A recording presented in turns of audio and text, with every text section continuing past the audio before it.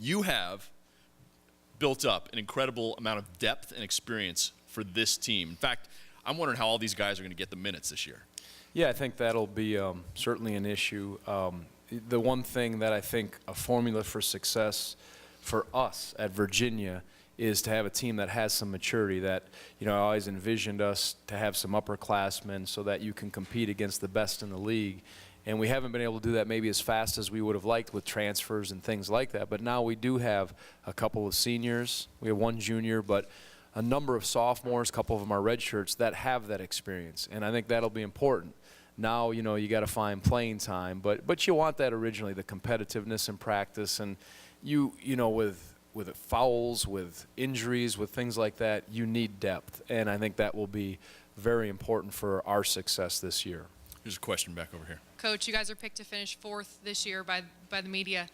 Seems like the expectations are higher for you guys this year. Do you sense that, and how do you balance that with your players? Yeah, the predictions, that's nice. That just means you're going to have a chance to try to prove that, to be a quality team in this league.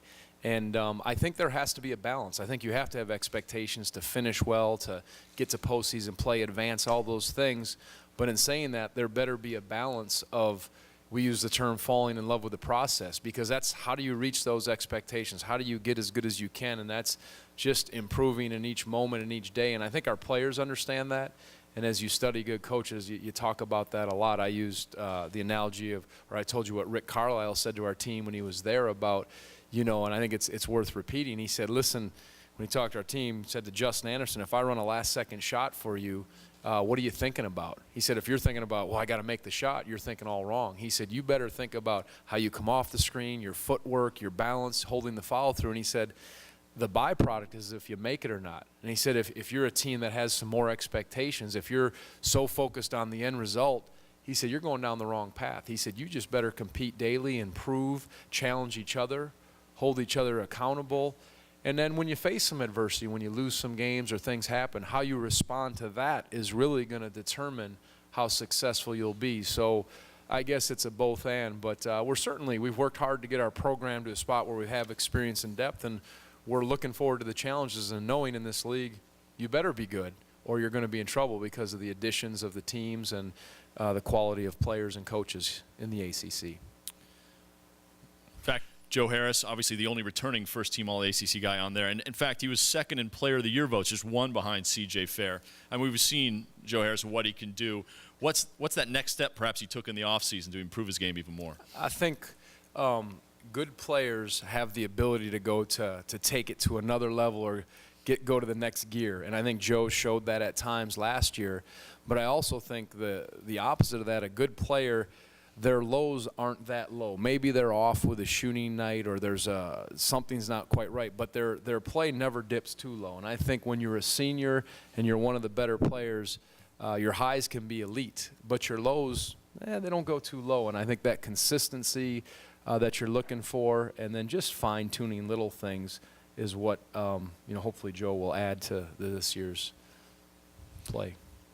Obviously, between Joe, Akil, and Justin, you have not only experience, but variety of experience at different points on the floor. That's got to stabilize that team heading into the season, right? Yeah, there's no substitute for experience in this league. And as I said at the beginning, I think Virginia has to do it with maturity, with guys who've been in a lot of games that have seen it. And, that's a great equalizer to maybe going against guys that have a ton of McDonald's All-Americans or such high-level talent. We have talented players, but when they're mature and they really play together and have that kind of chemistry, then you can be very difficult to beat. Talking about Joe, I'm going to lighten things up a little. I don't know if you followed on Twitter, the hashtag swoon. I just heard that today. So. And he met Taylor Swift, so there you go. So he did. We actually we talked about that once on ACC Live as well. Obviously, when Joe being as good as he is, it becomes fun to not only to have a guy like that on the team. And Akil joked that he's his biggest swoon fan there is on the team.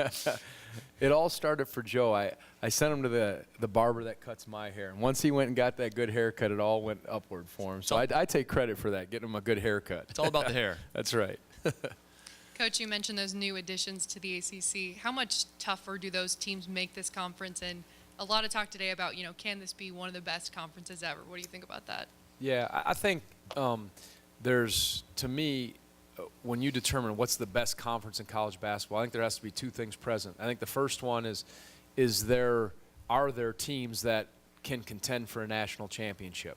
And I think you have to check that box off, say, yeah, there are. And there's that in other leagues, so you say, okay. But the other thing I think is how good is the middle of the league? How good is the depth, the bottom up? And when you look at the quality of depth in this league with all the teams, the winning percentages, all that stuff, you can say for sure in that account too. And I think when you have those two things present, I don't know if there's another league in the country that can boast that. And I think that's what will give it the chance to be the best in the league. And, again, it'll all be played out. Like all these preseason predictions, all this talk about what's the best, we'll find out soon enough, and that's the best place to determine it. Another one over there. Dick Cox of